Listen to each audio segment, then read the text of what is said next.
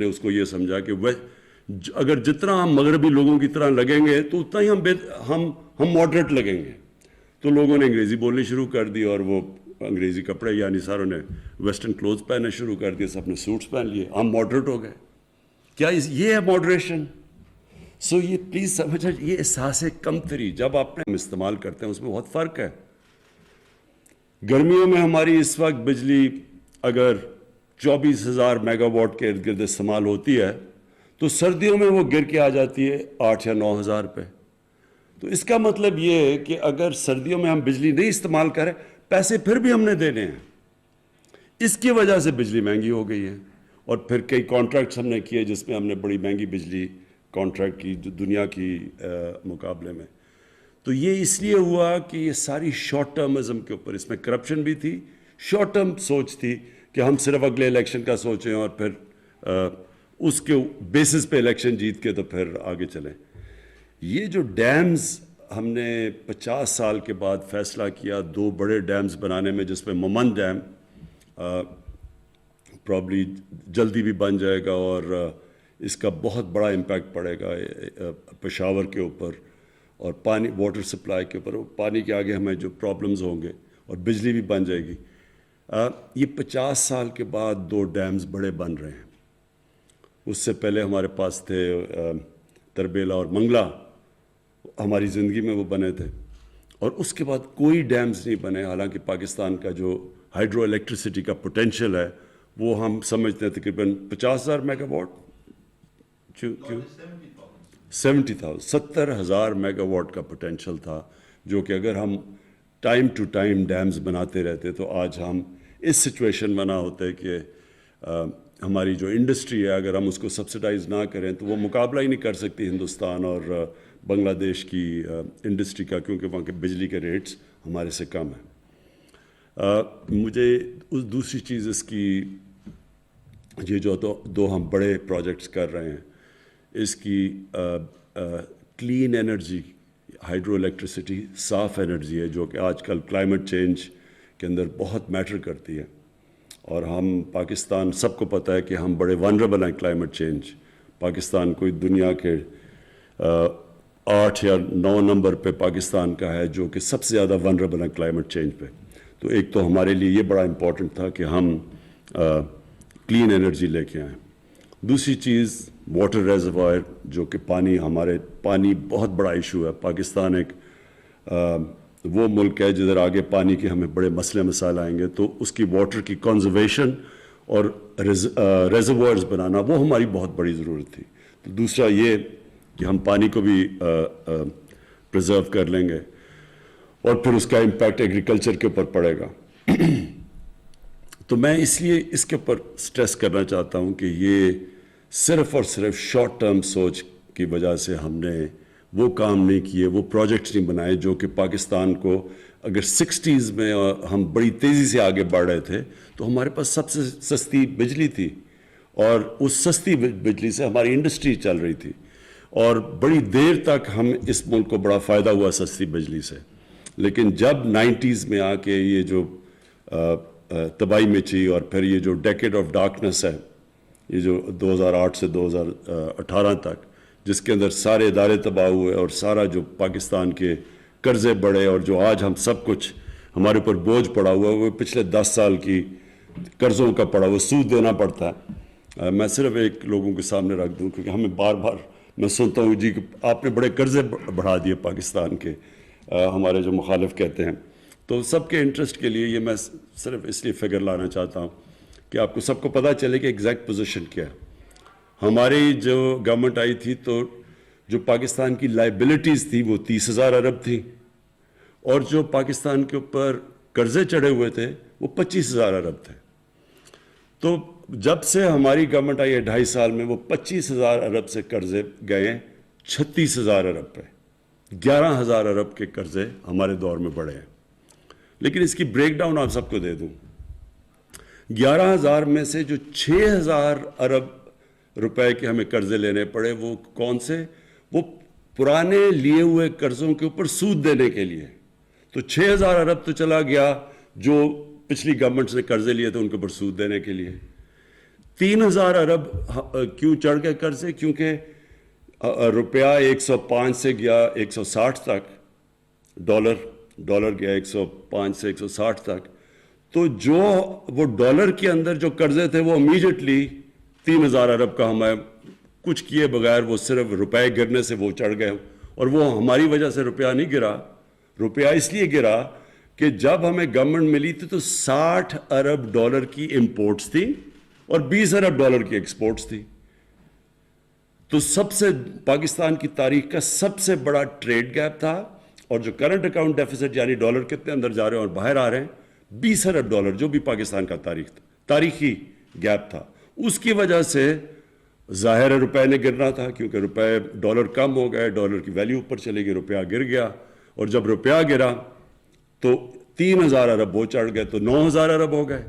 2,000 ارب جو تھے اس میں سے 800 ارب روپیہ یہ جو کووڈ آیا، کووڈ کی وجہ سے ہماری کلیکشن کم ہو گئی، وہ 800 ارب روپے جو ٹیکس کلیکشن کم ہوئی ادھر چلے گئے، اور باقی جو ہم نے پھر پیکج دیا ریلیف کا کووڈ کے لیے، جو ہم نے لوگوں کے لیے احساس میں پیسے بانٹے، تو وہ ہمیں وہ باقی رہا۔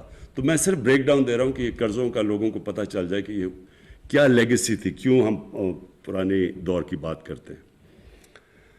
اب میں بریفلی جو یہ فلم کے اوپر دیکھیں، میں یہ بار بار سنتا ہوں کہ جی پاکستان کا سافٹ امیج ہمیں کرنا چاہیے۔ سافٹ امیج کا کیا مطلب ہے؟ کہ سافٹ امیج کیا کہ ہم کیا ہیں کہ ہمیں سافٹ امیج لوگوں کو دینا چاہیے؟ یہ کیوں ہم کہتے ہیں ہمیں سافٹ امیج دینا چاہیے؟ اور کیا پاکستان کا سافٹ امیج آ جائے گا تو کوئی دنیا ہمیں بڑا اچھا اوپر سمجھے گی؟ ہمیں اس طرح کی غلط فہمی میں نہیں پڑنا چاہیے۔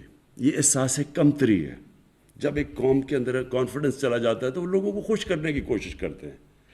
ہمیں کبھی سوچنا نہیں چاہیے کہ ہم کچھ کریں گے۔ اگر مغرب چاہتی ہے کہ جی جو پچھلے جنرل مشرف کے دور میں جی انلائٹنڈ ماڈریشن، یہ ہم نے زندگی میں پہلی دفعہ لفظ سنا تھا، انلائٹنڈ ماڈریشن۔ کسی کو نہیں پتا کیا ہے انلائٹنڈ ماڈریشن۔ ساروں نے، زیادہ تر لوگوں نے اس کو یہ سمجھا کہ اگر جتنا ہم مغربی لوگوں کی طرح لگیں گے تو اتنا ہی ہم ماڈریٹ لگیں گے۔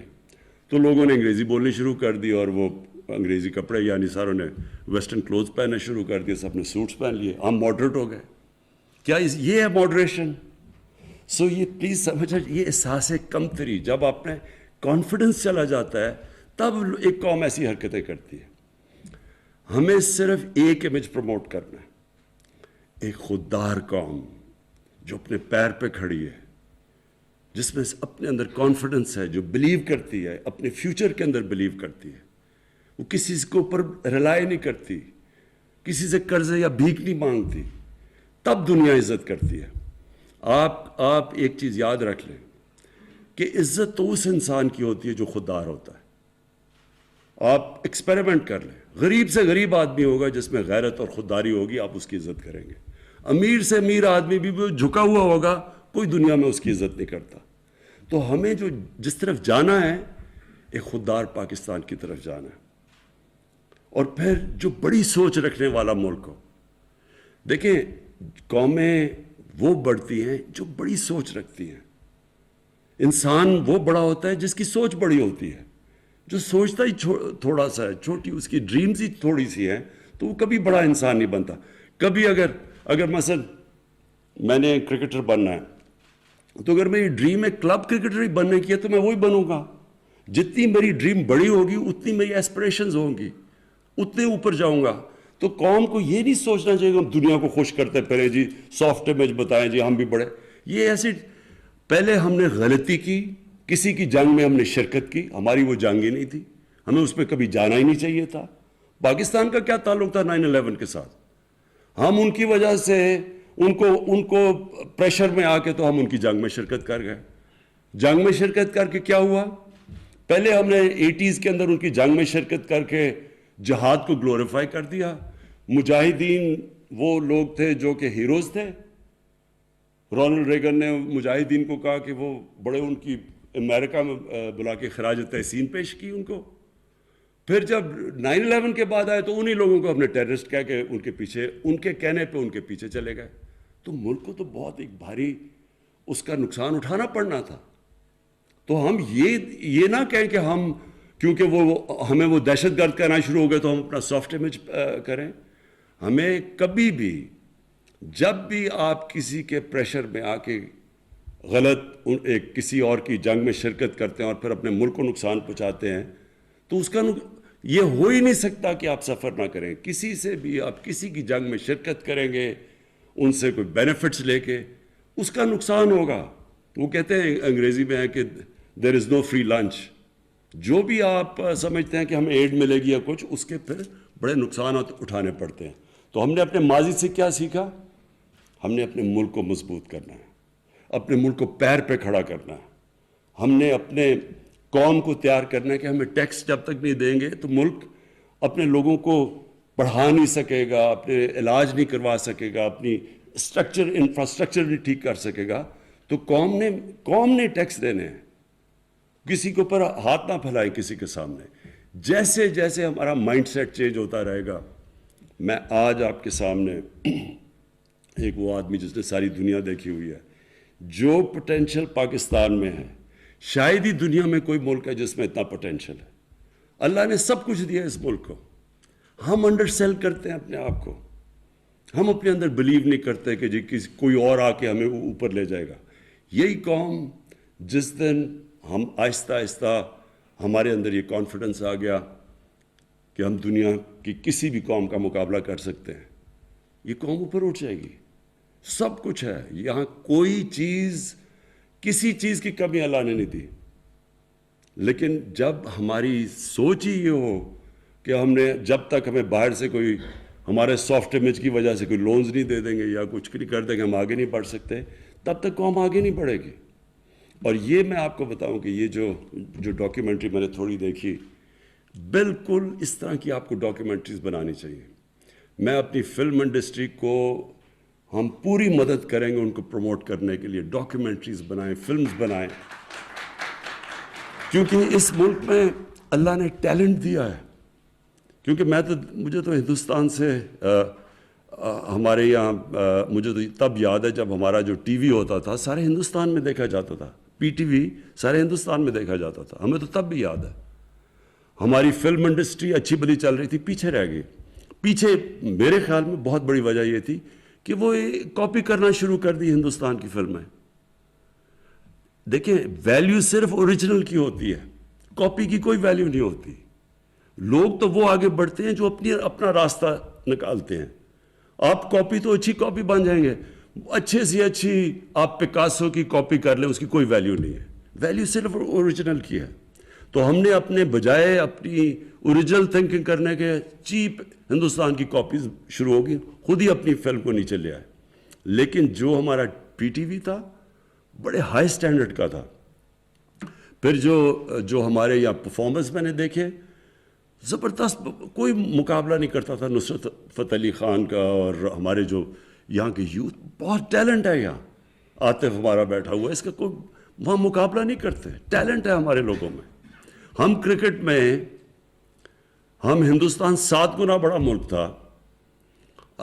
میں نے ہندوستان کے خلاف 24 ون ڈے میچ کیپٹن کیے ہوں گے, 19 جیتے ہم, 1 وٹ آیا تھا. تو یعنی ہم ان سے ہمیشہ بہتر تھے. چھوٹا ملک تھا لیکن جب تک ملک کے اندر کانفیڈنس تھا ہر فیلڈ میں ہم ایکسل کرتے تھے.